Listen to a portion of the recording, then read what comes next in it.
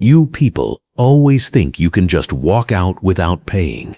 Store owner Victor Caldwell's voice cut through the afternoon bustle of customers as he blocked Sofia Reyes's path to the exit, his meaty hand gripping her shopping bag. The fluorescent lights overhead buzzed as shoppers turned to stare, some pulling out phones. Sofia Reyes stood perfectly still in her red blouse and dark jeans, her FBI credentials hidden beneath her casual civilian clothes. "Call the police," Victor Caldwell announced loudly to his cashier. Another shoplifter trying to steal from honest business owners. Sofia Reyes's hand moved slowly toward her jacket pocket, and Victor Caldwell had no idea that his next few minutes would destroy everything he'd built over 20 years. Welcome to Frost Folktales. This is where we tell the stories of those who were underestimated, dismissed, and targeted, yet chose courage over silence. If these stories move you, subscribe and be part of a community that refuses to let them fade into the background. The afternoon sunlight streamed through the large windows of Caldwell Electronics, mixing with the harsh overhead fluorescent lighting to illuminate every detail of the confrontation unfolding near the front entrance. Sofia Reyes had entered the store 30 minutes earlier with a simple goal: purchase a replacement charger for her work laptop. She'd browsed the accessories section methodically, compared prices on wireless earbuds, and selected her items with the same careful attention she applied to federal investigations. Nothing in her behavior suggested anything other than routine shopping, yet from the moment she'd walked through the glass doors, she'd felt eyes tracking her every movement. Victor Caldwell stood blocking her path now. His white polo shirt stretched tight across his substantial belly, khaki pants wrinkled from a day of walking his store floor like a self-appointed security guard. His face had turned an angry red that clashed with his graying hair, and spittle formed at the corners of his mouth as he continued his public accusation. The shopping bag containing her legitimately purchased items dangled from his grip, the receipt clearly visible through the plastic, yet he seemed determined to create a scene. "I saw you stuffing items in your purse," Victor Caldwell declared, his voice carrying across the entire store. "Don't try to deny it. I've been watching you since you walked in here." Sofia Reyes remained calm, her training as a federal agent serving her well in this moment of public humiliation. She could feel the stares of other customers, hear the whispered conversations beginning around the store, see phones being raised to capture what their owners likely assumed would be routine shoplifting drama. Her dark eyes remained fixed on Victor Caldwell's face, noting the genuine conviction in his expression, the way he seemed to believe his own accusations despite having no evidence to support them.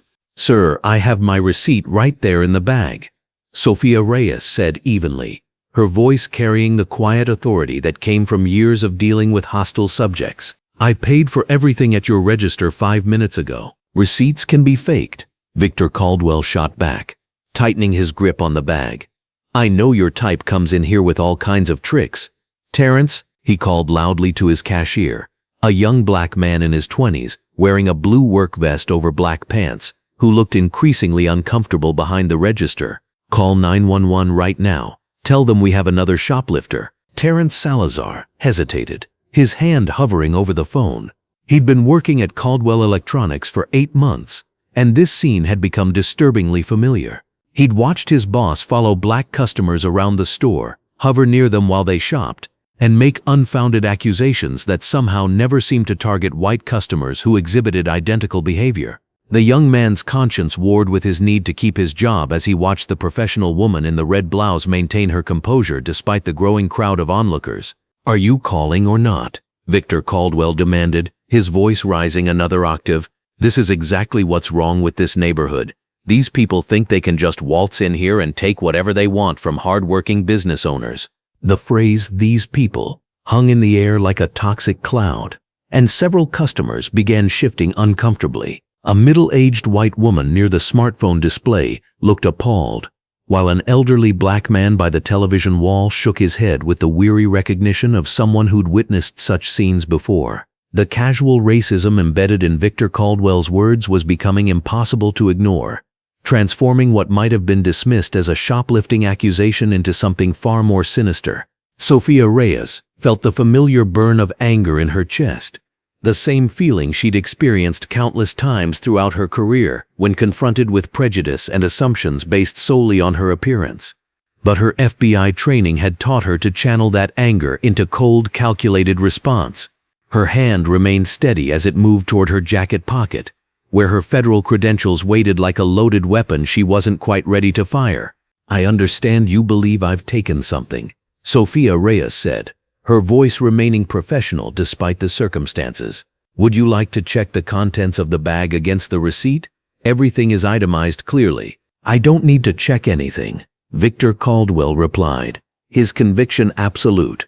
"I've been running this store for 20 years, and I know shoplifters when I see them.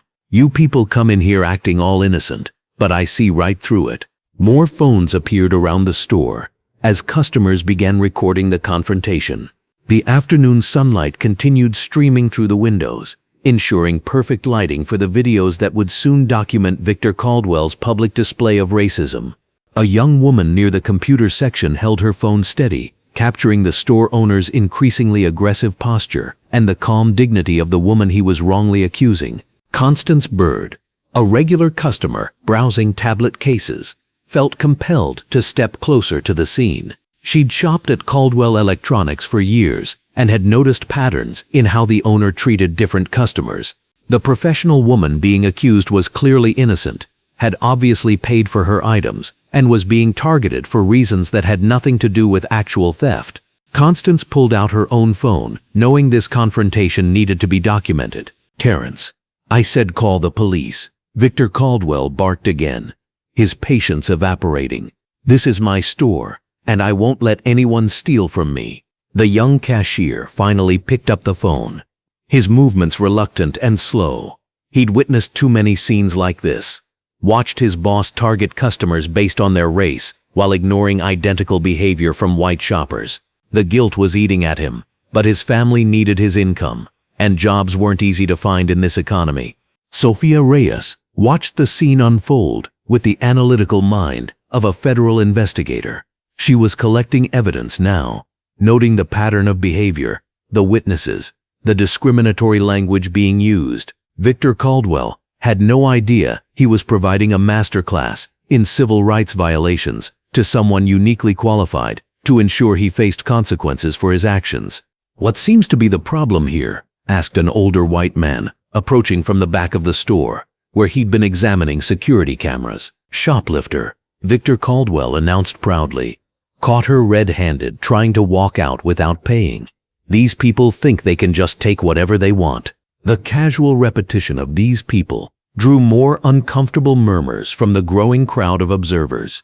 Several customers began moving toward the exit, unwilling to support a business where such behavior was tolerated, while others moved closer to witness the confrontation firsthand. Sofia Reyes made mental notes of everything: the discriminatory language, the false accusation despite visible receipt, the public humiliation tactics, the assumption of guilt based solely on her race. This wasn't just one man's prejudice playing out in public. This was a federal civil rights violation being documented by multiple cameras in real time. The sound of approaching sirens began echoing from the distance, growing louder as they approached the shopping center. Victor Caldwell smiled with satisfaction, convinced he was about to see justice served. He had no way of knowing that the woman he was wrongly accusing had spent the last 12 years investigating federal crimes, building cases against people who thought their prejudice made them above the law.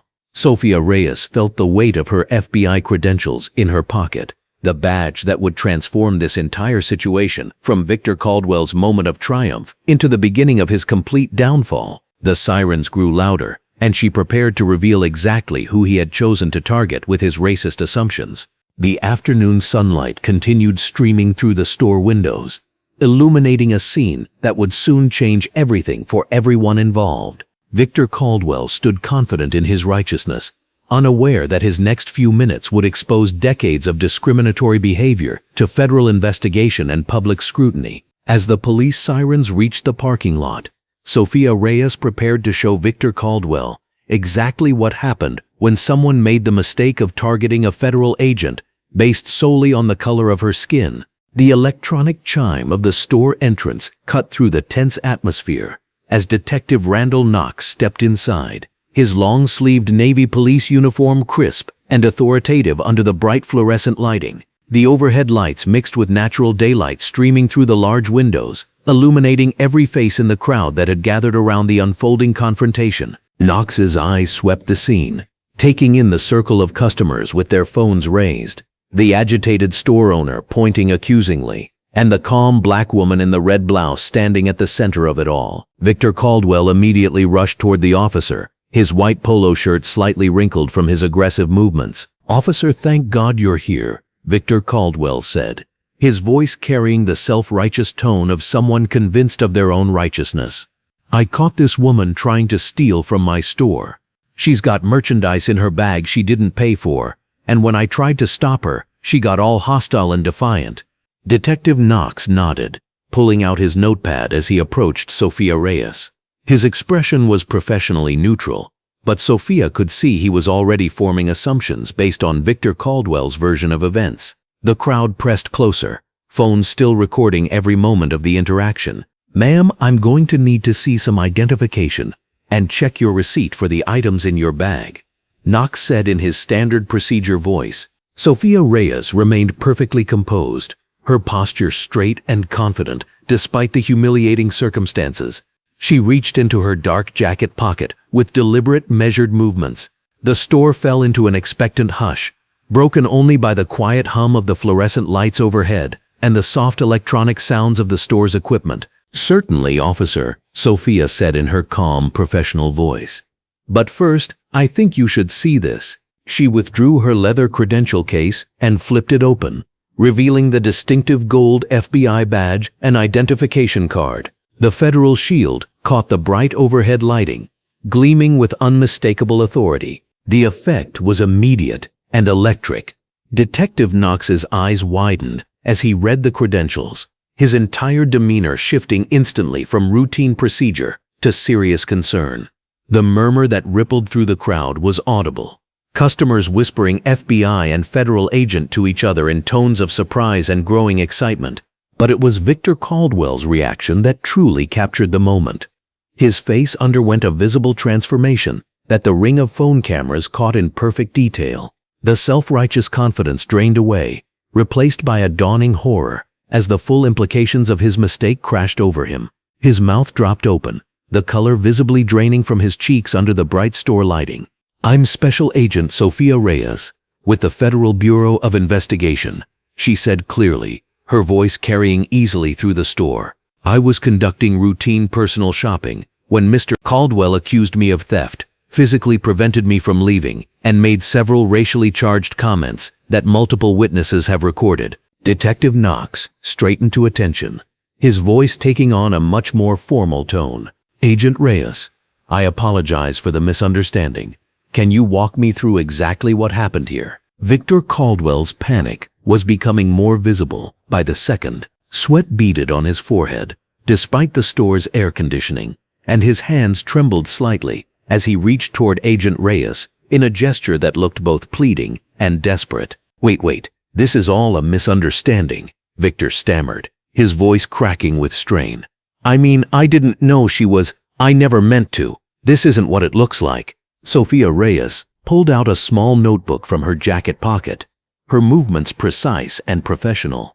"Mr. Caldwell, I need you to understand something very important. What you've done here today isn't just a misunderstanding. You racially profiled a federal law enforcement officer, made false accusations of theft, physically prevented my departure, and created a public disturbance based solely on racial assumptions." The crowd of onlookers had grown larger, with more customers drawn by the commotion and the spreading word that an FBI agent was involved. The bright overhead fluorescent lighting illuminated every shocked face, every raised phone. Detective Knox cleared his throat, his voice now carefully professional. "Agent Reyes, what specific statements did Mr. Caldwell make during this incident?" Sofia began reading from her notes, her voice clear and steady. Mr. Caldwell stated, and I quote, "I knew you people couldn't afford anything in here legitimately, and another one trying to rip off honest businesses. And when I asked him to clarify what he meant by you people, he said, 'Don't play dumb. I know your type.'" Each quoted statement hit Victor Caldwell like a physical blow. He stumbled backward, his face growing paler under the harsh lighting. "I never said. I mean, that's not what I meant. You're taking it out of context." "Mr. Caldwell," Sofia continued, her FBI training evident in her calm authority, "multiple customers recorded your statements. There's no ambiguity about what you said or the discriminatory intent behind your actions." From the crowd, an elderly black woman in a blue coat stepped forward.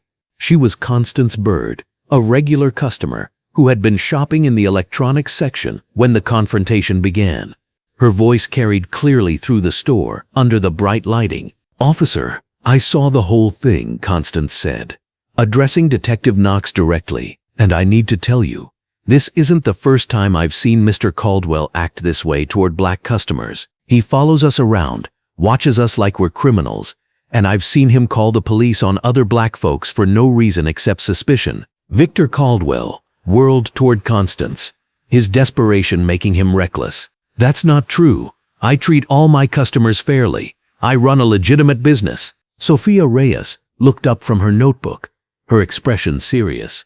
"Mrs. Bird, would you be willing to provide a formal statement about what you've witnessed in this store?" "Absolutely," Constance replied firmly. "This has gone on long enough, and it's time someone with real authority knew about it." Detective Knox was now fully grasping the scope of what he was dealing with. His voice took on the gravity appropriate for a potential federal civil rights case. "Agent Reyes, what's the FBI's interest in this situation?" Sofia closed her notebook and looked directly at Victor Caldwell, whose panic was now bordering on visible terror. "Detective Knox, what we have here appears to be a pattern of discriminatory behavior that violates federal civil rights law. When a business owner systematically targets customers based on race, makes false accusations, and involves law enforcement in what amounts to racial harassment, that becomes a federal matter." The implications of her words settled over the crowd like a weight.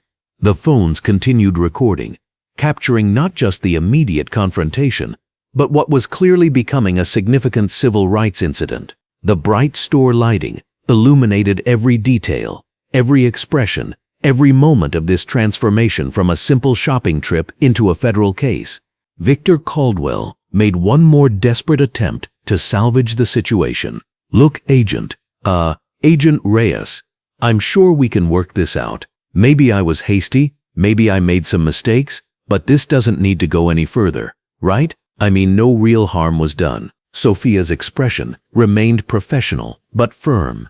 "Mr. Caldwell, the harm was done the moment you decided to racially profile me and every other black customer who's walked through that door. This isn't going away with an apology." She pulled out her cell phone, her movements deliberate and official.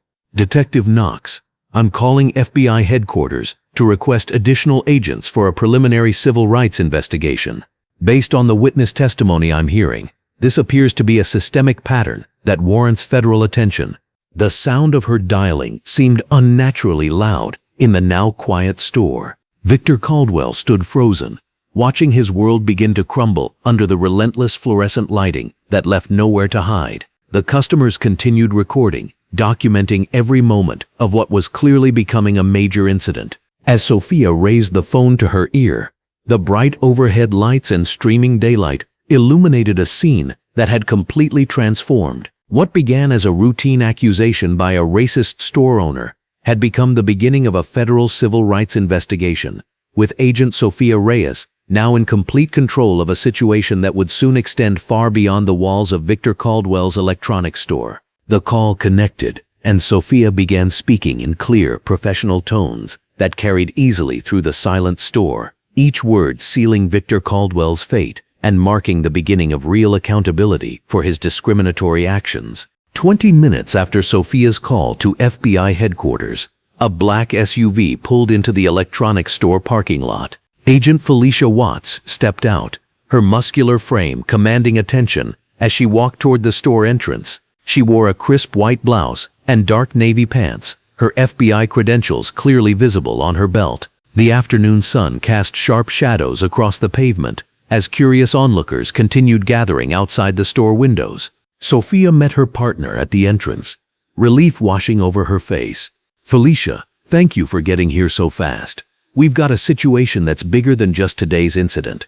Agent Watts surveyed the scene, noting the crowd of customers still lingering inside and the obvious tension radiating from Victor Caldwell, who stood near the customer service counter, wringing his hands. Fill me in on what you've observed so far. Multiple witnesses are coming forward with similar experiences. This appears to be a systematic pattern of discriminatory behavior, not an isolated incident. Sofia gestured toward the back of the store. Victor Caldwell has agreed to let us use his office for preliminary interviews. They walked through the store toward the office, fluorescent lights buzzing overhead, while natural skylight streamed through the large windows. Victor Caldwell intercepted them near the electronics display, his white polo shirt now wrinkled and stained with perspiration. Look, I think we can resolve this misunderstanding without involving more federal agents, he said, his voice strained. Maybe we just had a communication breakdown today. Agent Watts studied him with professional detachment. Mr. Caldwell, this is no longer about today's incident alone. We're conducting a preliminary investigation into potential civil rights violations. I suggest you contact your attorney. Victor's face paled as the weight of federal scrutiny settled over him.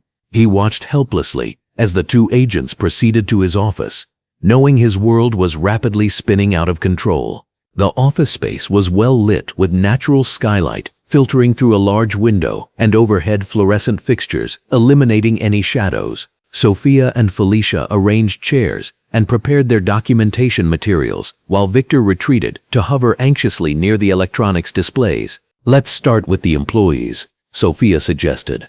They'll have the most comprehensive view of daily operations and customer interactions.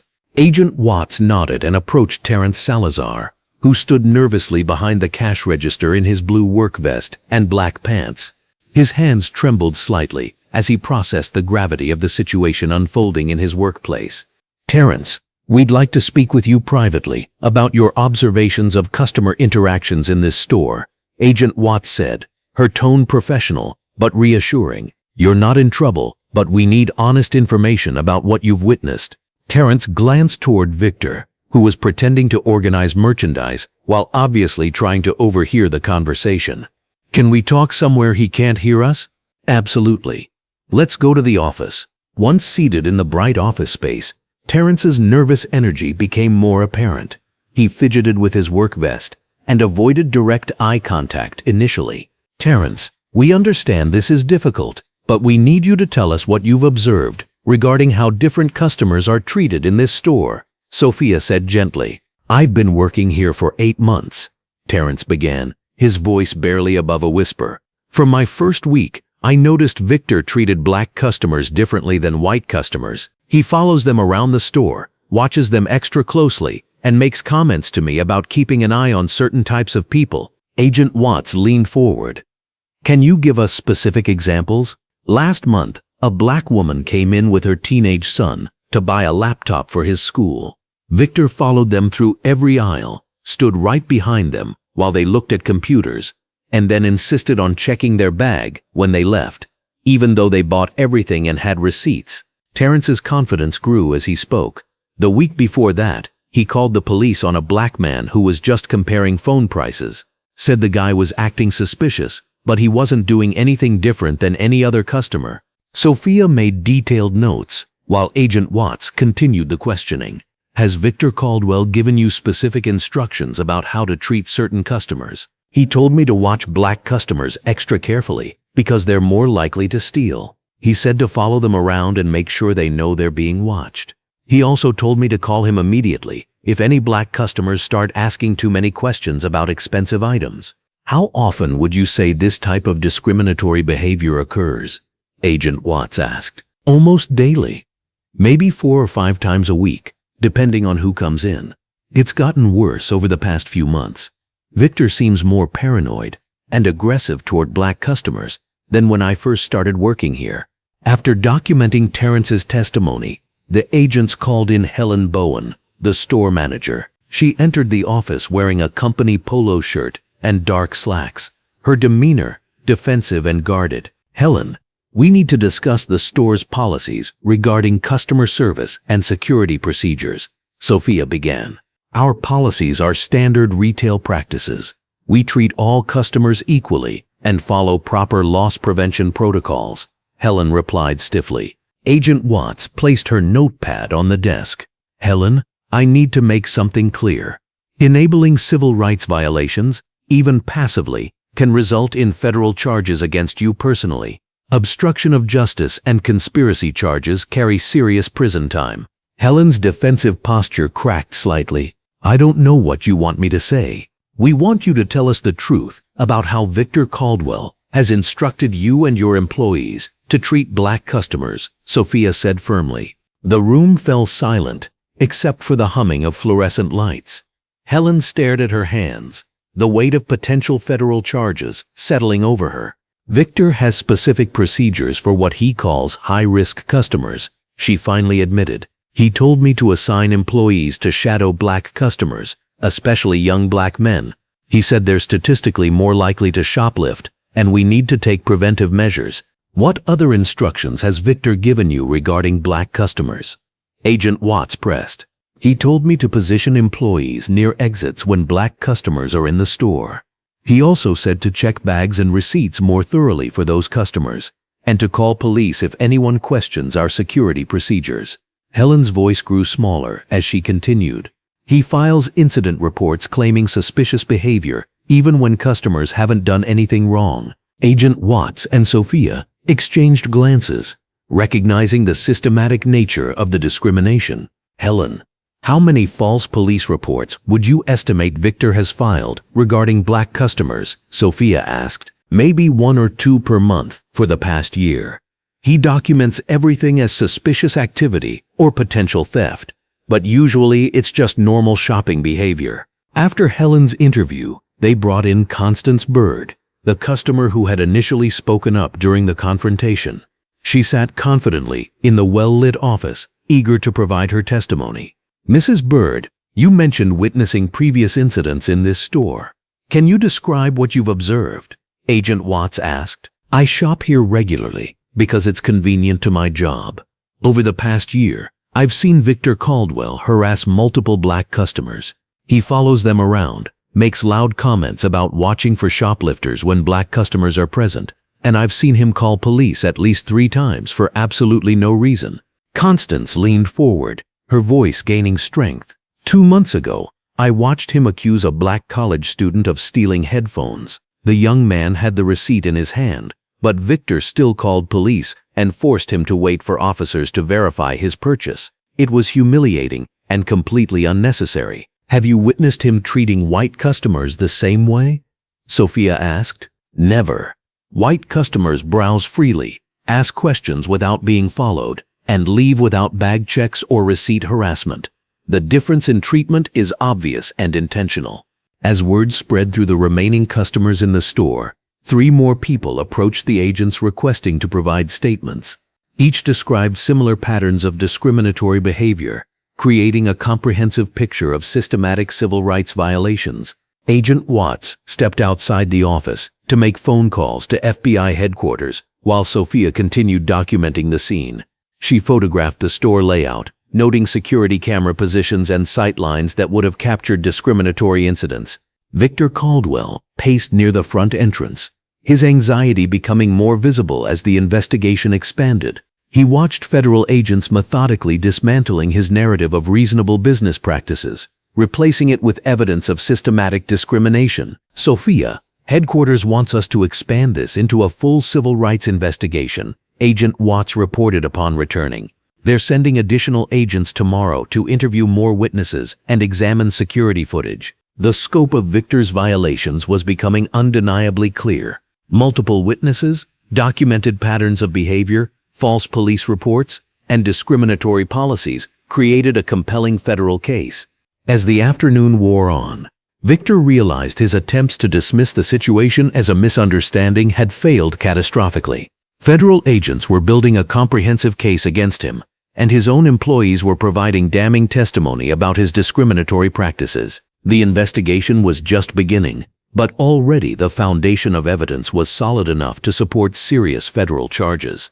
Sofia felt a sense of satisfaction, knowing that her professional response to personal humiliation was creating accountability for systematic discrimination. The bright office space had become the epicenter of justice being methodically assembled, one witness statement at a time. The afternoon sun streamed through the large storefront windows of Caldwell Electronics, casting long rectangles of natural light across the polished floor, where FBI Agent Sofia Reyes continued her methodical documentation. The overhead fluorescent lights buzzed steadily, illuminating every corner of the store, where what had begun as a single incident of discrimination was rapidly evolving into something much larger. Word had spread through the community with the speed that only social media could achieve, and Sofia could see through the glass windows that a crowd was beginning to gather on the sidewalk outside. Agent Felicia Watts looked up from her notepad where she'd been recording witness statements, her muscular frame filling out her dark blue FBI windbreaker as she observed the growing activity beyond the store's entrance. "Sofia, we're about to have company," she said, nodding toward the street where several cars were pulling into the parking lot. Sofia adjusted her red blouse and smoothed her dark jeans, maintaining the professional composure that had served her well throughout her federal law enforcement career. Even as more people approached the store, she remained focused on the systematic process of building a comprehensive case. This wasn't just about her personal experience anymore. It was about establishing a pattern of civil rights violations that could be prosecuted under federal law. The electronic chime of the store's entrance announced the arrival of Reverend Otis Malone, a distinguished man in his 60s, wearing a perfectly tailored dark suit with a crisp white shirt and burgundy tie. His presence immediately commanded respect, and Sofia could see that he hadn't come alone. Behind him walked 4 members of his congregation, each carrying themselves with the quiet dignity of people who had endured injustice but refused to be silenced. "Agent Reyes," Reverend Malone said, extending his hand with a firm handshake. "I'm Reverend Otis Malone from Mount Olive Baptist Church. When word reached our community about what happened here today, I knew we needed to come forward. What Victor Caldwell did to you isn't an isolated incident. It's been happening to our people for months." Sofia felt a surge of validation mixed with anger. Her FBI training had taught her to recognize patterns, and every instinct had told her that Caldwell's behavior toward her was part of something systematic. Now she was getting confirmation from community leaders who had witnessed it firsthand. "Reverend Malone, I appreciate you coming forward. Agent Watts and I are documenting everything according to federal civil rights investigation protocols. We'd like to hear from anyone who has experienced discrimination at this location." As if summoned by her words, the store's entrance chimed again. This time it was Jacqueline Soto, a sharp-eyed news reporter, wearing a professional burgundy blazer over black slacks, followed by a camera operator carrying equipment. Sofia recognized the calculated efficiency of a journalist who had caught wind of a significant story. "Agent Reyes, I'm Jacqueline Soto with Channel 7 News. Social media posts about today's incident are going viral, and we've received multiple calls from community members claiming they've experienced similar treatment here. Would you be willing to provide a statement about the federal investigation?" Sofia exchanged a glance with Agent Watts.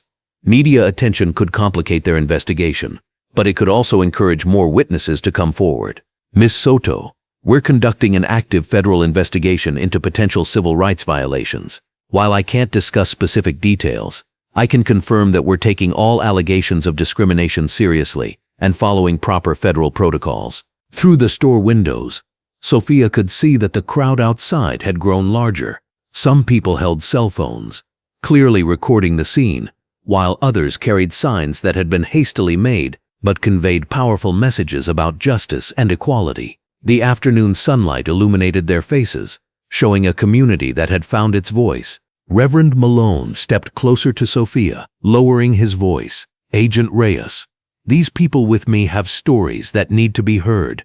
Mrs. Dorothy Washington was accused of stealing batteries she had already paid for. Mr. Dorothy Washington was accused of stealing batteries she had already paid for. James Fletcher was followed around the store by Caldwell himself, then banned when he complained. Young Marcus Brown was ordered to empty his pockets in front of other customers, humiliated for no reason except the color of his skin." Agent Watts had set up a systematic interview area near the customer service counter, where the bright overhead lighting would ensure clear documentation. She had arranged chairs in a configuration that would allow for private conversations while maintaining visual contact with the rest of the store.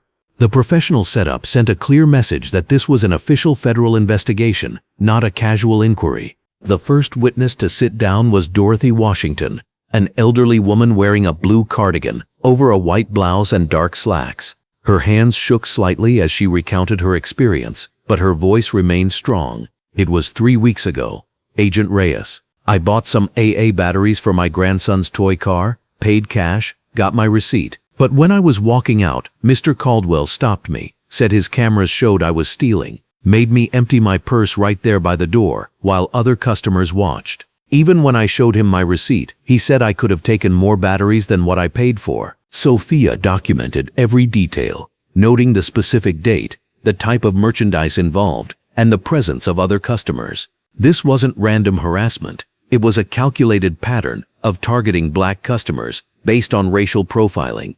From his office at the back of the store, Victor Caldwell's voice could be heard making increasingly frantic phone calls.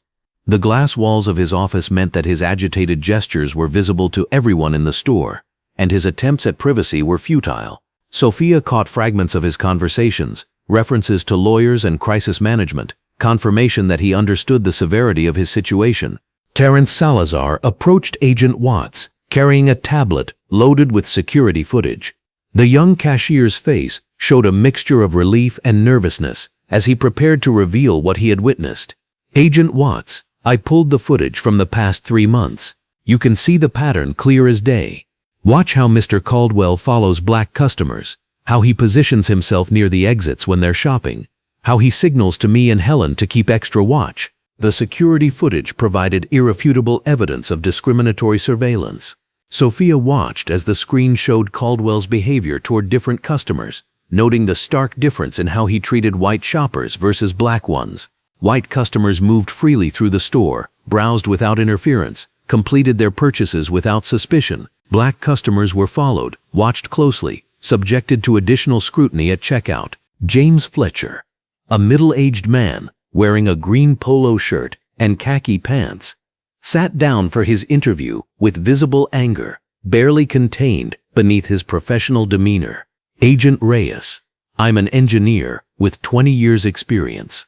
I came here to buy a printer cable. Simple $5 purchase. Caldwell followed me from aisle to aisle, asked if I needed help finding anything 3 different times, then stood right behind me at the checkout counter like I was going to grab something at the last second. When I told him his behavior was inappropriate, he banned me from the store and threatened to call police." Each testimony built upon the previous one, creating an undeniable pattern of systematic discrimination. Sofia realized they were documenting not just individual incidents of bias, but a comprehensive scheme of civil rights violations that had been operating for months under the cover of loss prevention and customer service. Helen Bowen finally approached Agent Watts, her company polo shirt wrinkled and her dark slacks showing the stress of the day's events. The store manager had been visibly struggling with the investigation, caught between loyalty to her employer and recognition that serious crimes had been committed under her watch. "Agent Watts, I need to tell you something," Helen said, her voice barely above a whisper. "Mr. Caldwell gave me specific instructions about watching certain customers more closely. He said we had to be extra vigilant about theft, and he would point out which customers needed additional attention. I realize now that all those customers were black. He never said it directly, but the pattern was obvious. I should have spoken up, but I was afraid of losing my job." Sofia felt a surge of satisfaction as another piece of the federal case clicked into place. Helen's admission provided crucial evidence of institutional discrimination, showing that Caldwell's behavior wasn't impulsive bias, but calculated policy implemented throughout his business operations. The crowd outside had grown large enough that local police had arrived to manage traffic flow, and Sofia could see Detective Randall Knox coordinating with other officers to maintain order.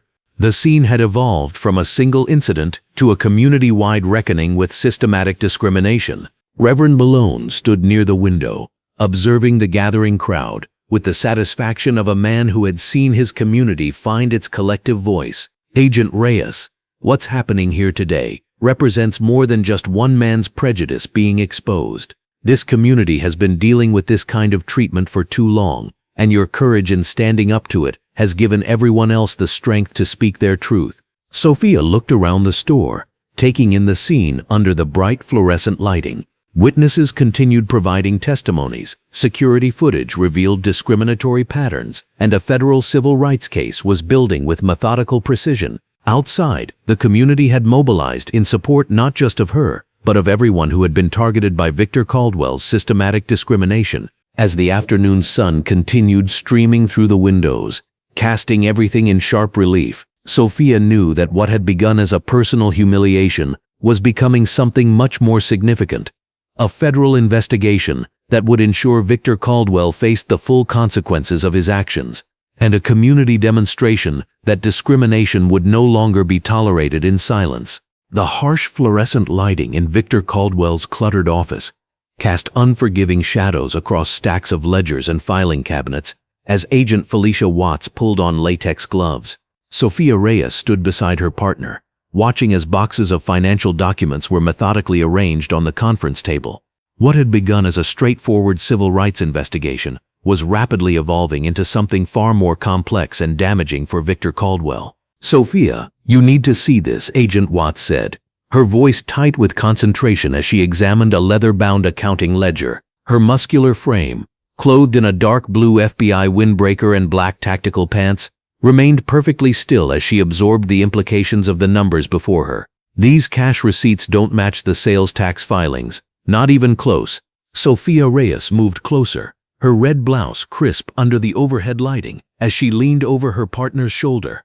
The discrepancies were immediately obvious to anyone with basic accounting knowledge. Daily cash receipts showed consistent amounts in the thousands, but the corresponding tax documents reported figures that were systematically lower by 20 to 30%. "He's been skimming," Sofia observed, her professional demeanor masking the satisfaction of watching Victor Caldwell's world expand beyond simple discrimination into federal tax fraud.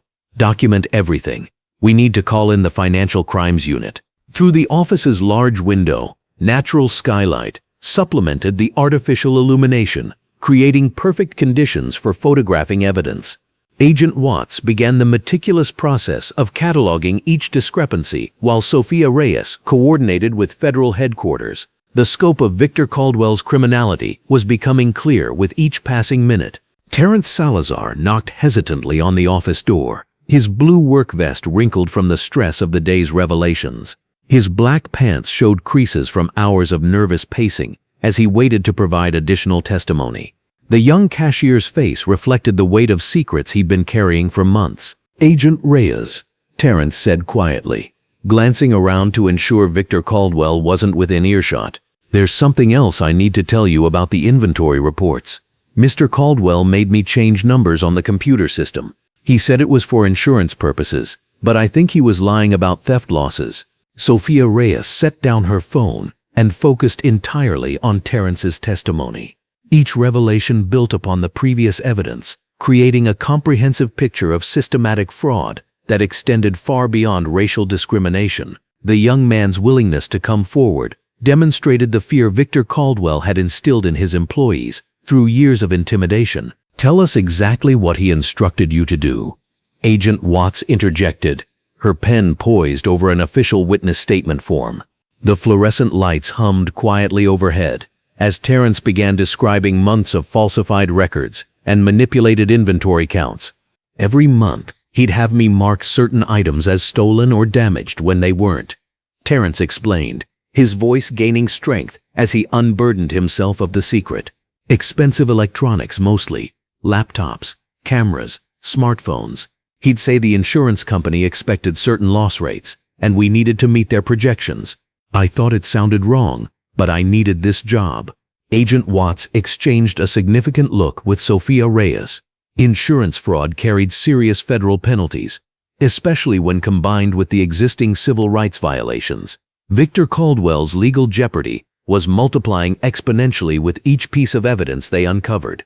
The office door opened again as Helen Bowen entered reluctantly, her company polo shirt and dark slacks presenting a professional appearance that contradicted the nervous energy radiating from her movements. The store manager had initially defended Victor Caldwell, but the mounting evidence was forcing her to confront uncomfortable truths about her employer's business practices. "I've been thinking about what you asked earlier," Helen said, addressing Sofia Reyes directly, "about the cash transactions and vendor payments. There were things that didn't seem right, but Mr. Caldwell always had explanations that sounded reasonable at the time." Sofia Reyes gestured for Helen to sit in one of the office chairs, positioned under the bright overhead lighting. The confession that was about to unfold would likely provide the final pieces needed to build a comprehensive federal case against Victor Caldwell. "He had certain suppliers who only accepted cash payments," Helen continued, her voice barely above a whisper. "Small electronics distributors, accessory manufacturers, people who claimed they were offering special deals for immediate payment. He'd have me withdraw large amounts from the business account and pay them directly, no receipts, no paper trail." Agent Watts looked up from her note-taking with barely concealed excitement. Cash transactions with questionable vendors, combined with underreported income and fraudulent insurance claims, painted a picture of sophisticated financial crimes that had been operating for years under the cover of a legitimate retail business. "How much money are we talking about?" Sofia Reyes asked, maintaining her professional composure while internally calculating the potential federal charges Victor Caldwell would face. "Thousands every month," Helen replied, her admission growing stronger as she realized the protection federal investigators could provide. "Sometimes 10 or 15,000 in a single week." He said it was normal business practice, that all retailers had to maintain cash relationships with certain suppliers to stay competitive. The sound of vehicles pulling into the parking lot drew Sofia's attention to the window. 3 black SUVs with federal government plates were arriving, carrying the financial crime specialist she'd requested from headquarters. Victor Caldwell's day was about to become significantly worse. Special Agent Marcus Thompson emerged from the lead vehicle, his muscular physique evident beneath his dark suit jacket and white dress shirt. As the supervising agent for federal financial crimes investigations, his presence signaled the serious nature of the evidence Sofia Reyes and Agent Watts had uncovered. "We've got forensic accountants, computer specialists, and seizure authority," Agent Thompson announced as he entered the office, his black dress shoes clicking against the linoleum floor under the bright lighting. "Based on your preliminary report, we're looking at a full financial investigation parallel to your civil rights case." Sofia Reyes felt a surge of satisfaction as the investigation expanded beyond her initial expectations. Victor Caldwell's racist confrontation had triggered a comprehensive examination of his entire criminal enterprise. Justice would be served on multiple fronts, ensuring that his pattern of illegal behavior faced appropriate federal consequences. Agent Watts spread the financial documents across the conference table as the forensic accountants began their systematic analysis. Each ledger, receipt, and tax filing would be scrutinized for evidence of fraud, evasion, and conspiracy. The harsh fluorescent lighting created perfect conditions for photographing every piece of evidence. "The insurance claims are particularly interesting," observed senior forensic accountant Rebecca Morrison, her professional demeanor matching her conservative dark suit and white blouse. "The loss patterns don't match typical retail theft statistics. Too consistent, too convenient, too profitable for the claimant." Through the office window, Sofia could see Victor Caldwell pacing frantically in the main store area, his white polo shirt showing sweat stains despite the air conditioning. His earlier confidence had evaporated as federal agents systematically dismantled his business operations and exposed years of hidden criminality. The computer specialists began examining Victor Caldwell's electronic records, their specialized equipment humming quietly under the overhead lighting. Digital forensics would reveal the full scope of his financial manipulations, including deleted files and altered databases that supported his fraudulent schemes. Agent Reyes called computer specialist David Chen from behind Victor Caldwell's desktop monitor. "We've got evidence of systematic data manipulation going back at least 3 years. Inventory records, sales reports, tax calculations, insurance claims, all showing signs of deliberate alteration." The evidence was becoming overwhelming. What had begun as a discrimination complaint was evolving into a complex federal case involving multiple criminal statutes. Sofia Reyes coordinated the expanding investigation, while ensuring that Victor Caldwell's civil rights violations remained central to the prosecution strategy. Terrence Salazar provided additional testimony about pressure tactics Victor Caldwell used to ensure employee compliance with his fraudulent schemes. The young cashier described implicit threats about job security and explicit instructions to never discuss business practices with outsiders or government officials. He made it clear that our jobs depended on following his instructions exactly, Terrence explained, his voice growing more confident as federal protection became reality. Anyone who asked questions or seemed uncomfortable with the cash transactions didn't last long. He'd find reasons to fire them or make their work environment so hostile they'd quit. Helen Bowen corroborated these accounts, admitting that she'd witnessed Victor Caldwell terminate employees who showed reluctance to participate in questionable business practices. The pattern of intimidation and retaliation created additional federal charges related to witness tampering and obstruction of justice. Agent Thompson coordinated with the forensic team as they uncovered evidence of systematic tax evasion spanning multiple years. The underreported income, combined with fraudulent deductions and false insurance claims, represented hundreds of thousands of dollars in federal tax liability. We're looking at willful tax evasion, conspiracy to defraud the government, mail fraud, wire fraud, and insurance fraud. Agent Thompson summarized for Sofia Reyes. Combined with your civil rights violations, Mr. Caldwell is facing decades in federal prison. The office door burst open as Victor Caldwell's attorney arrived, his expensive dark suit and leather briefcase projecting an image of legal competence that would prove insufficient against the mounting federal evidence. Attorney Richard Blackstone surveyed the scene with barely concealed alarm as he absorbed the scope of the investigation. "I'm representing Mr. Caldwell in this matter," Blackstone announced formally, his voice carrying the authority of someone accustomed to intimidating opponents through reputation and aggressive tactics.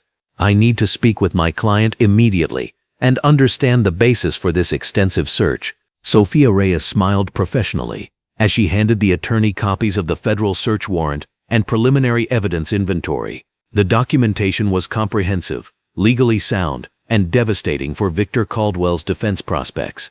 "Your client is facing federal civil rights violations, tax evasion, insurance fraud, and conspiracy charges," Sofia explained calmly, her red blouse and dark jeans presenting a stark contrast to the attorney's expensive attire. "We have witness testimony, documentary evidence, and digital forensics supporting each charge."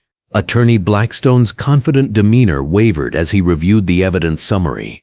The scope of criminality was far beyond what he'd expected when Victor Caldwell called for legal representation. Financial crimes combined with civil rights violations created a complex federal case that would require significant resources to defend. The insurance fraud alone carries a 20-year maximum sentence, Agent Thompson added helpfully, his muscular frame and federal authority creating an intimidating presence in the confined office space. "Combined with tax evasion and civil rights violations, your client is looking at consecutive sentences that could amount to life in federal prison." Victor Caldwell appeared in the doorway, his earlier arrogance completely replaced by barely controlled panic. His white polo shirt was disheveled, his khaki pants wrinkled from stress, and his face showed the strain of watching his criminal empire collapse in real time. "Richard, tell them this is harassment," Victor demanded desperately, his voice lacking any trace of the confidence he'd displayed during his racist confrontation with Sofia Reyes. "They're trying to destroy my business over a simple misunderstanding with a customer." The forensic accountants continued their methodical examination of financial records, while Victor Caldwell pleaded with his attorney. Each document reinforced the pattern of systematic fraud that extended far beyond simple discrimination into complex financial criminality. Sofia Reyes observed Victor Caldwell's growing desperation with professional satisfaction. The man who had publicly humiliated her based on racial prejudice was now facing the full weight of federal law enforcement. Justice would be comprehensive, addressing not only his discriminatory practices, but his broader pattern of criminal behavior. Agent Watts completed the preliminary evidence inventory as additional federal agents secured the store's computer systems and financial records. The investigation had expanded beyond anyone's initial expectations, ensuring that Victor Caldwell would face appropriate consequences for years of illegal activity. The harsh fluorescent lighting illuminated Victor Caldwell's pale face as he realized the magnitude of his legal jeopardy. What had begun as a simple racist confrontation had triggered a comprehensive federal investigation that would result in criminal charges, financial ruin, and federal imprisonment. Sofia Reyes coordinated the multi-agency response while maintaining focus on the civil rights violations that had initiated the investigation. Victor Caldwell's discriminatory practices had opened the door to discovering his broader criminal enterprise, ensuring that justice would address every aspect of his illegal behavior. The systematic exposure of Victor Caldwell's financial crimes represented the natural progression of federal law enforcement when racist behavior triggers comprehensive investigation. Sofia Reyes had ensured that every detail was properly documented for prosecution, guaranteeing that Victor Caldwell would face the full consequences of his criminal choices. The morning sun cast sharp shadows across the parking lot as news vans lined up outside Caldwell Electronics like a convoy preparing for battle. The bright daylight illuminated everything with crystal clarity, leaving no shadows for Victor Caldwell to hide behind as his world began to crumble in the most public way possible. Jacqueline Soto stood before her camera crew, her dark blazer pristine under the natural lighting, checking her notes one final time. The exclusive footage she'd captured yesterday had already garnered over 2 million views online, but today's live broadcast would reach an even wider audience. Behind her, the store's large windows reflected the growing crowd of protesters and supporters gathering with handmade signs demanding justice. "This is where it all began," Jacqueline announced to her television audience, her voice carrying the weight of a story that had exploded beyond anyone's expectations. What started as a routine shopping trip for FBI agent Sofia Reyes has now become a nationwide conversation about discrimination, civil rights, and the abuse of power by business owners who think they're above the law. The crowd behind her had grown throughout the morning, with Reverend Otis Malone leading a group of congregation members holding signs that read "Justice for all customers" and "Federal Rights Matter." The bright overhead sun made every face visible, every expression clear as community members shared their own stories with anyone who would listen. Victor Caldwell watched the coverage from inside his store, his white polo shirt now wrinkled and stained with sweat despite the air conditioning. Through the large windows, the fluorescent lights mixed with natural daylight created an almost interrogation room brightness that made him feel exposed and vulnerable. His hands shook as he scrolled through social media, watching his reputation disintegrate in real time. The hashtag #CaldwellRacist was trending nationally, with thousands of people sharing similar experiences from their own communities. Video after video showed Victor's confrontation with Sofia Reyes from multiple angles, each one making his actions look worse than the last. The comment section had become a digital town square where people demanded accountability and justice. Sofia Reyes emerged from the FBI field office, mobile command unit that had been stationed in the parking lot overnight, her red blazer and dark pants creating a striking professional appearance under the bright morning light. Agent Felicia Watts walked beside her, both women carrying themselves with the composed authority that came from years of federal law enforcement training. The crowd quieted as Sofia approached the cluster of microphones that had been set up near the store entrance. Camera operators adjusted their equipment, ensuring the natural daylight provided perfect visibility for what everyone knew would be a crucial moment in the developing story. "Ladies and gentlemen," Sofia began, her voice steady and professional despite the personal nature of what had happened to her. "I want to address the events that occurred here 2 days ago and provide some context for the ongoing federal investigation." She paused, looking directly into the cameras with the kind of calm confidence that came from knowing she had both the law and the truth on her side. "As a federal agent, I've dedicated my career to upholding the Constitution and protecting the civil rights of all Americans. What happened to me in this store represents a pattern of discriminatory behavior that violates not just basic human decency, but federal law." The crowd murmured approval, with several people holding up their phones to capture her statement. Reverend Malone nodded encouragingly from the front row of supporters, his dark suit immaculate under the bright sky. The FBI takes civil rights violations extremely seriously. Sofia continued, her professional demeanor unwavering despite the highly personal nature of her humiliation. Our investigation has revealed that what happened to me was not an isolated incident, but part of a systematic pattern of targeting customers based on race.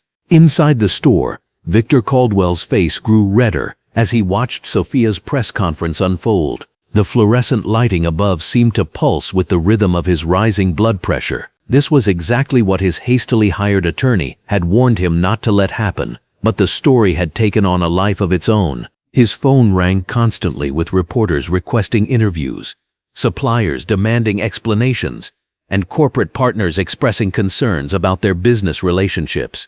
The regional manager for his electronics distributor had already left 2 voicemails about conducting an immediate review of their contract. Terrence Salazar, still wearing his blue work vest and black pants, watched from the employee break room as his former boss paced frantically near the customer service counter. The bright overhead lighting made Victor's agitation impossible to miss, sweat beading on his forehead as he fielded one crisis call after another. "Mr. Caldwell," Terrence said quietly, approaching with the kind of careful steps someone uses around a cornered animal. "Maybe you should consider making a statement to clear the air. Explain your side of things." Victor's eyes lit up with desperate hope. A statement. That's exactly what he needed. A chance to explain that he was protecting his business, that he had every right to be suspicious of certain customers who fit particular profiles. He could make people understand that he wasn't racist, just practical. Against his attorney's explicit advice, Victor called Jacqueline Soto directly and agreed to an on-camera interview. Within an hour, she was back at the store with her crew, setting up in the customer service area where the bright fluorescent lights would provide perfect visibility for what would become the final nail in Victor's professional coffin. "Mr. Caldwell," Jacqueline began, her professional demeanor masking her excitement at landing such a significant interview. "You've been accused of racial profiling and discrimination. How do you respond to these allegations?" Victor straightened his rumpled white polo shirt and looked directly into the camera, convinced he could salvage his reputation through sheer force of will. "Look, I've been running successful businesses in this community for 15 years. I provide jobs, I pay taxes, and I serve all customers equally." The natural lighting streaming through the windows combined with the overhead fluorescence created perfect visibility as Victor continued digging his own grave. "But I also have a responsibility to protect my inventory and my honest customers from theft. If certain types of people have a pattern of shoplifting, it's just good business to pay extra attention." Jacqueline's eyes widened slightly at the inflammatory language, but she maintained her professional composure. "When you say certain types of people, what exactly do you mean?" Victor's face flushed as he realized he was stepping into dangerous territory, but his wounded pride pushed him forward. "I mean people who don't look like they can afford expensive electronics, but come in acting suspicious. People who fit the profile of shoplifters based on my 15 years of experience." The interview continued for 20 minutes, with Victor making increasingly damaging statements about his profiling practices, his belief that he was protecting his community, and his conviction that he'd done nothing wrong. Every word was recorded in crystal clear high definition under perfect lighting conditions. By evening, clips from Victor's interview had gone viral across every social media platform. Legal experts appeared on news programs to explain how his statements constituted admissions of civil rights violations. The hashtag Caldwell interview joined Caldwell racist as trending topics, with millions of people sharing their outrage at his blatant admission of discriminatory practices. The business consequences began immediately. Caldwell Electronics' primary supplier, Megatech Distribution, issued a statement terminating their relationship effective immediately. The regional mall where Victor operated his largest store announced they were reviewing his lease for violations of their non-discrimination policies. Corporate sponsors, who had supported Victor's youth sports league, withdrew their funding, unwilling to be associated with someone who had become a national symbol of business-based racism. The local Chamber of Commerce quietly removed his membership information from their website. Helen Bowen, wearing her company polo and dark slacks, spent the day fielding calls from employees at Victor's other locations. The bright fluorescent lights in her office seemed harsh and unforgiving as she tried to maintain normal business operations while watching her employer's empire crumble. Mrs. Bowen called Marcus Washington, who worked at the downtown location. "Customers are asking if we're going to be shut down. The protesters outside are peaceful, but business has dropped to nothing." Helen rubbed her temples, feeling the weight of an impossible situation. She'd been with the company for 8 years, working her way up to management, but Victor's actions had poisoned everything they'd built. The morning's bright natural light streaming through her office windows felt like a spotlight exposing all the uncomfortable truths she'd tried to ignore. Federal prosecutor Craig Dunbar held his own press conference that afternoon, standing outside the federal courthouse under the clear sky with the kind of natural lighting that made every word carry additional weight. His dark suit and authoritative demeanor commanded attention as he addressed the growing media crowd. "Based on the evidence gathered by the FBI investigation, including statements made by the defendant in today's media appearances, my office will be filing comprehensive federal charges against Victor Caldwell and his business operations," Dunbar announced, his voice carrying the authority of the federal justice system. "These charges will include violations of the Civil Rights Act, conspiracy to deny constitutional rights, and additional financial crimes discovered during the investigation." Mr. Caldwell's own statements have provided compelling evidence of systematic discrimination that went on for years. The crowd of reporters pressed forward with questions about potential sentences, asset forfeiture, and the scope of the federal investigation. Dunbar answered each query with the measured precision of someone who had built cases that could withstand any legal challenge. Sofia Reyes watched the prosecutor's press conference from the FBI field office, satisfied that the justice system was working exactly as it should. The bright overhead lighting in the mobile command unit created perfect visibility as she and Agent Watts reviewed the mountain of evidence they'd compiled. "The community response has been incredible," Agent Watts observed, scrolling through testimonies that continued pouring in through their dedicated tip line. "We've got statements from over 40 victims documenting systematic discrimination going back years." Sofia nodded, maintaining her professional focus despite the personal satisfaction of watching justice unfold. Victor Caldwell thought he could target people without consequences because they didn't have power or voice. He never expected to target a federal agent with the authority and resources to hold him accountable. As evening approached, the crowd outside Caldwell Electronics had grown rather than diminished. The bright daylight had given way to powerful news lighting that made every face visible, every sign readable. What had started as a single incident of discrimination had evolved into a community-wide reckoning with business practices that had gone unchallenged for too long. Reverend Malone addressed the crowd, his dark suit dignified under the artificial lighting as he spoke about the broader implications of the case. "This isn't just about one store owner or one incident. This is about creating a community where every person can shop, work, and live with dignity regardless of the color of their skin."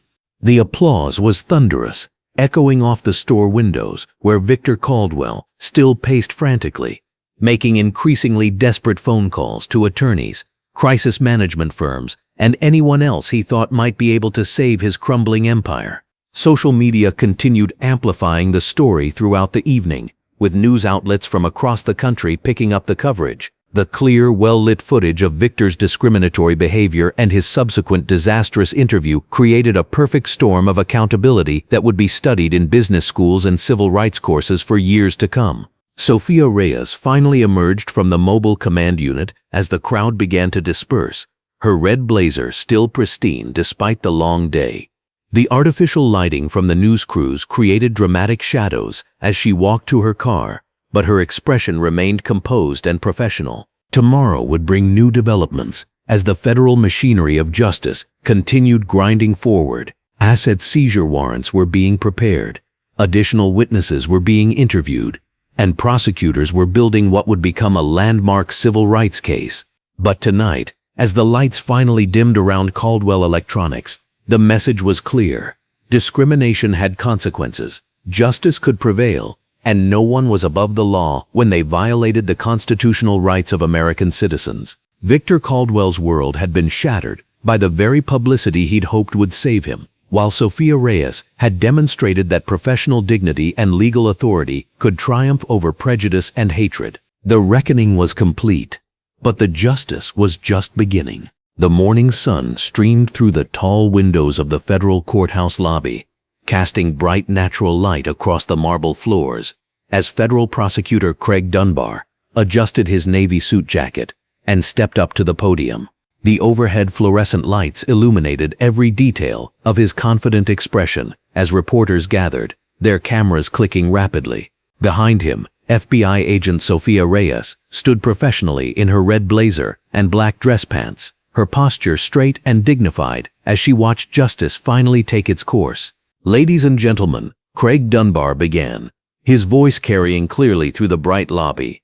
"Today the United States government is announcing comprehensive federal charges against Victor Eugene Caldwell, owner of Caldwell Electronics chain stores. The charges include multiple counts of civil rights violations under federal law, systematic tax evasion, insurance fraud, and conspiracy to deprive citizens of their constitutional rights." Sofia Reyes felt a surge of satisfaction as the prosecutor outlined each charge methodically.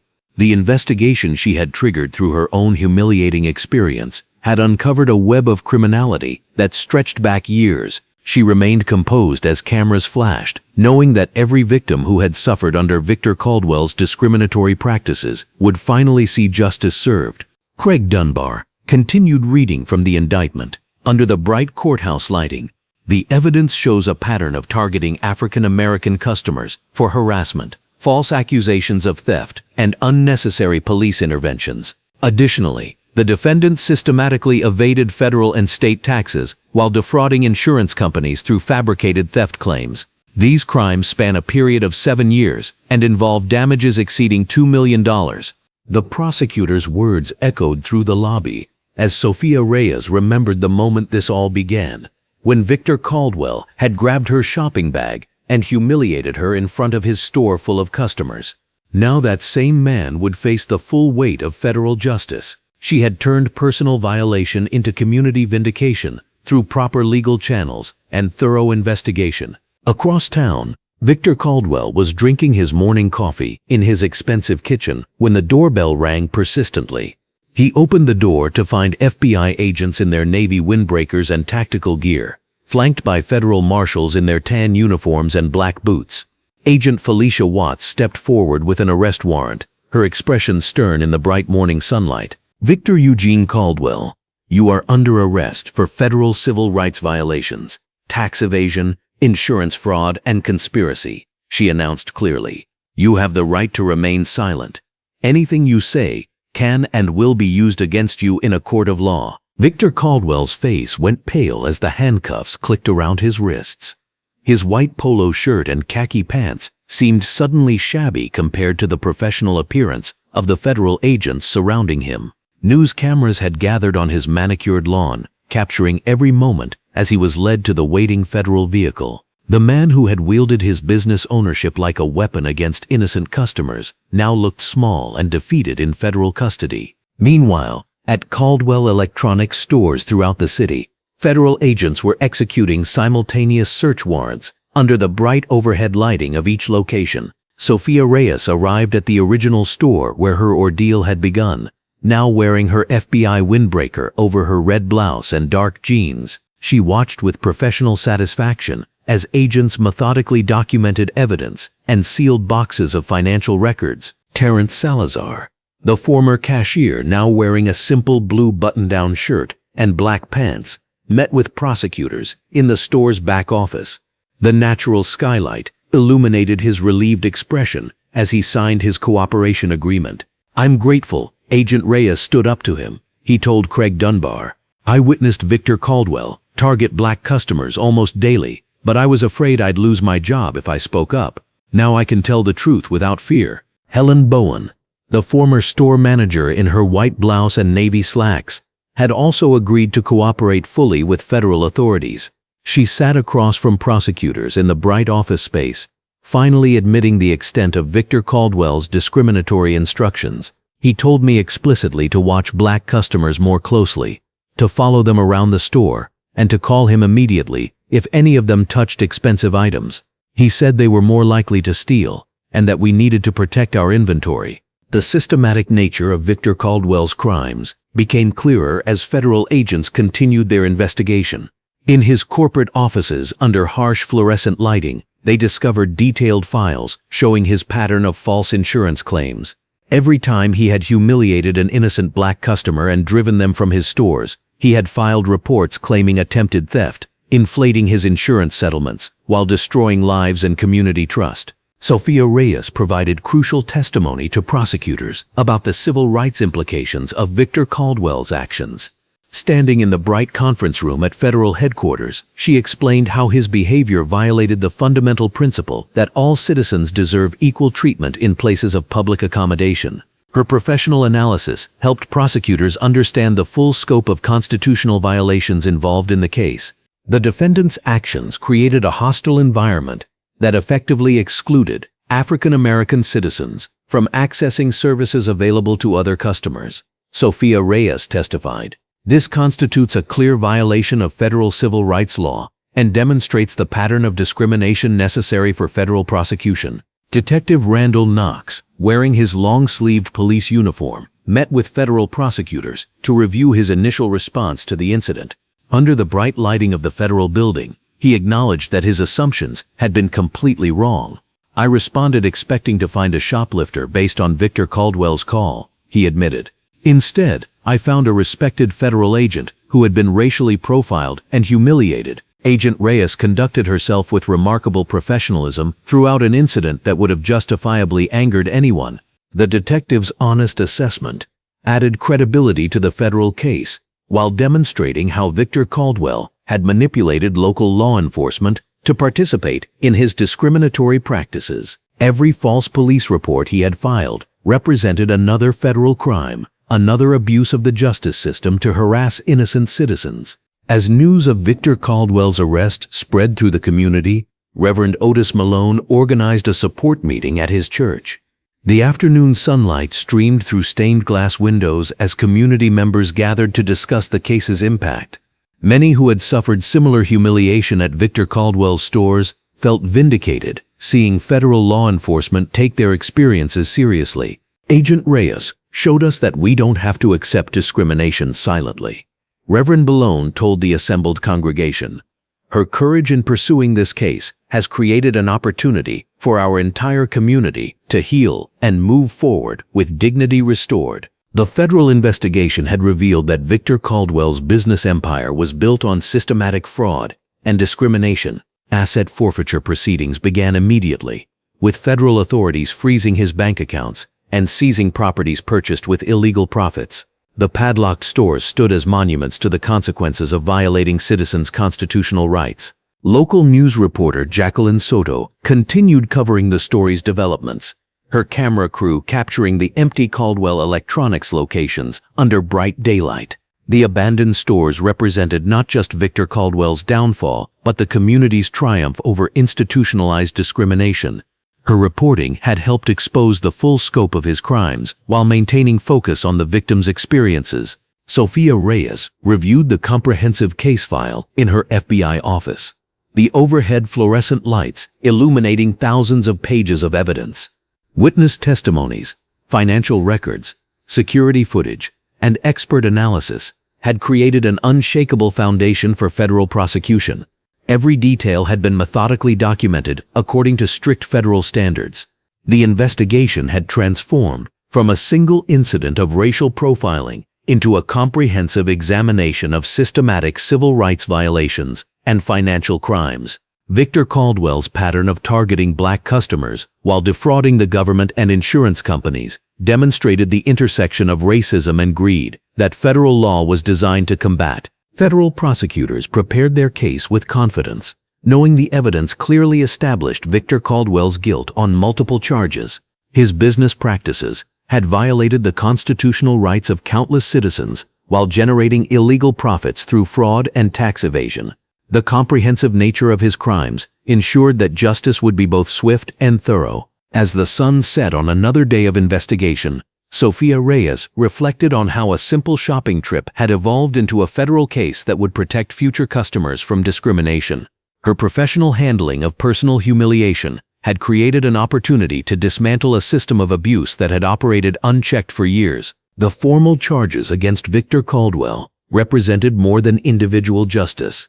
They demonstrated that federal law enforcement would hold accountable anyone who violated citizens' constitutional rights while profiting from criminal enterprises. The case sent a clear message that discrimination would face serious consequences when it violated federal law. Tomorrow would bring Victor Caldwell's first federal court appearance, where he would face the reality of his actions before a federal judge. The man who had wielded power against vulnerable customers would now experience the full authority of the United States justice system, protecting the rights he had violated. 6 months had passed since that fateful afternoon when Victor Caldwell made the catastrophic mistake of targeting FBI agent Sofia Reyes in his electronics store. Now, in the bright federal courthouse on a crisp morning, natural light streamed through tall windows, while overhead fluorescent fixtures illuminated the packed courtroom where justice was finally being served. Sofia Reyes sat in the gallery, professional and composed in her red blazer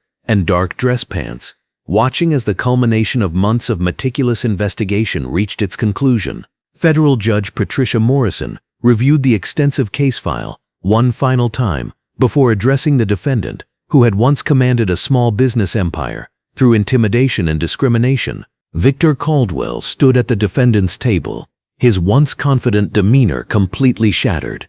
Gone was the arrogant store owner who had publicly humiliated customers based on their race. In his place stood a broken man in an ill-fitting suit, his legal team having prepared him for the inevitable harsh sentence that federal civil rights violations and financial crimes demanded. "Mr. Caldwell," Judge Morrison began, her voice carrying throughout the silent courtroom. "The evidence presented in this case reveals a systematic pattern of civil rights violations that strikes at the very heart of what our society stands for. Your discriminatory practices weren't isolated incidents of poor judgment. They were deliberate, calculated acts designed to intimidate and exclude citizens based solely on their race." Sofia Reyes watched as Victor Caldwell's shoulders sagged further with each word. The man who had grabbed her shopping bag and called her a thief now faced the full weight of federal justice. She felt no satisfaction in his personal destruction, only professional fulfillment that the system had worked exactly as it should when civil rights violations were properly investigated and prosecuted. Federal prosecutor Craig Dunbar had presented a devastating case built on Sofia Reyes's methodical investigation. Witness after witness had testified about Victor Caldwell's discriminatory practices, creating an overwhelming pattern of civil rights violations. The financial crimes discovered during the investigation had added years to his potential sentence, transforming what might have been a misdemeanor harassment case into serious federal felonies. Beyond the civil rights violations, Judge Morrison continued, "Your financial crimes demonstrate a complete disregard for the law and the tax obligations that every citizen must meet. Tax evasion, insurance fraud, and conspiracy charges represent years of deliberate criminal activity that funded your discriminatory business practices." In the gallery, Reverend Otis Malone sat with several congregation members who had testified during the trial. Constance Bird, the customer who had first supported Sofia Reyes's account of events, nodded approvingly as the judge outlined Victor Caldwell's crimes. Terrence Salazar, the former cashier who had become a key prosecution witness, watched nervously from the back row, still processing his own role in enabling the discrimination through his silence. "The court sentences you to 5 years in federal prison, followed by 3 years of supervised probation," Judge Morrison announced. "Additionally, you are ordered to pay $200,000 in restitution to identified victims and $50,000 to the Community Civil Rights Fund established by this case." Victor Caldwell's knees buckled slightly as the sentence hit him. His business licenses had already been revoked, his stores closed, and assets seized. The man who had built his identity around controlling and intimidating others now faced years in federal prison, where he would have no power, no authority, no ability to target anyone based on their race. Sofia Reyes maintained her professional composure as federal marshals approached Victor Caldwell to begin processing his immediate incarceration. She had seen justice served in many cases throughout her career, but this one carried personal weight. not because she sought revenge for her own humiliation, but because it represented something larger about accountability and the rule of law. As the courtroom began emptying, Federal Prosecutor Craig Dunbar approached Sofia Reyes with genuine admiration in his expression. "Agent Reyes, your professionalism in handling this case has been exemplary. Turning a personal attack into a comprehensive civil rights investigation required tremendous skill and restraint." The evidence spoke for itself. Sofia Reyes replied modestly, "Victor Caldwell's pattern of discrimination was extensive. We simply documented what the community already knew was happening." Outside the courthouse, local news reporter Jacqueline Soto was conducting interviews with community members who had supported the prosecution. Her coverage of the case had earned national recognition, and she had received multiple journalism awards for exposing systematic discrimination in local businesses. The story had resonated far beyond their city, inspiring other communities to examine their own experiences with discriminatory business practices. Today represents more than just Victor Caldwell facing consequences, Jacqueline Soto reported to her television audience. This case demonstrates that federal civil rights laws have real teeth when properly enforced, and that no business owner is above the law when they systematically discriminate against customers based on race. 3 weeks after the sentencing, Sofia Reyes received an official commendation from FBI headquarters, recognizing her exceptional handling of a challenging situation. The letter from the deputy director specifically praised her ability to maintain professional objectivity while conducting a thorough investigation that had resulted in successful federal prosecution. Agent Reyes demonstrated the highest standards of federal law enforcement. The commendation read, "Her methodical approach to investigating civil rights violations and financial crimes resulted in justice for an entire community while upholding the dignity of the FBI and federal law enforcement." But the most meaningful recognition came from an unexpected source. The location that had once housed Victor Caldwell's flagship electronics store had been purchased by a Black-owned business cooperative organized by Reverend Otis Malone's congregation. The new owners had completely renovated the space, transforming it into a community technology center that provided computer access, digital literacy training, and small business support services. On a bright Saturday morning, Sofia Reyes decided to visit the transformed location. Natural light streamed through the same windows where she had been publicly humiliated 6 months earlier. But now the space buzzed with positive energy and community purpose. Families worked together on computers, teenagers attended coding workshops, and small business owners received mentoring from successful entrepreneurs. Terrence Salazar approached her with a genuine smile, wearing a polo shirt with the new community center's logo. He had found employment as a technology instructor, finally able to work in an environment free from the toxic discrimination that had defined his previous job. "Agent Reyes," he said warmly, "I never got the chance to properly thank you for giving me the courage to speak up. Working here has restored my faith in what a business can be when it truly serves everyone in the community." "You made the right choice when it mattered," Sofia Reyes replied.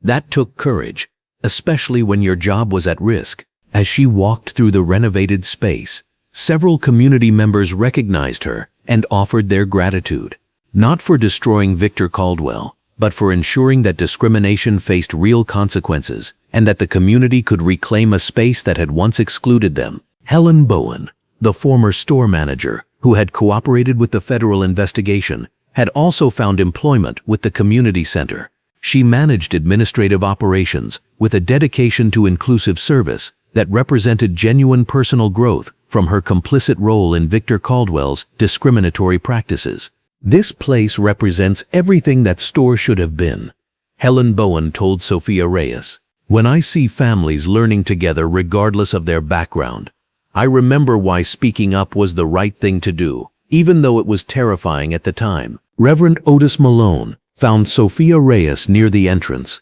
where a plaque acknowledged the federal civil rights investigation that had made the community center possible. He wore his characteristic dark suit, but his expression carried joy rather than the righteous anger that had fueled his support during the investigation. "Agent Reyes, this transformation wouldn't have been possible without your professional integrity," he said. "You turned a moment of personal humiliation into community healing and empowerment."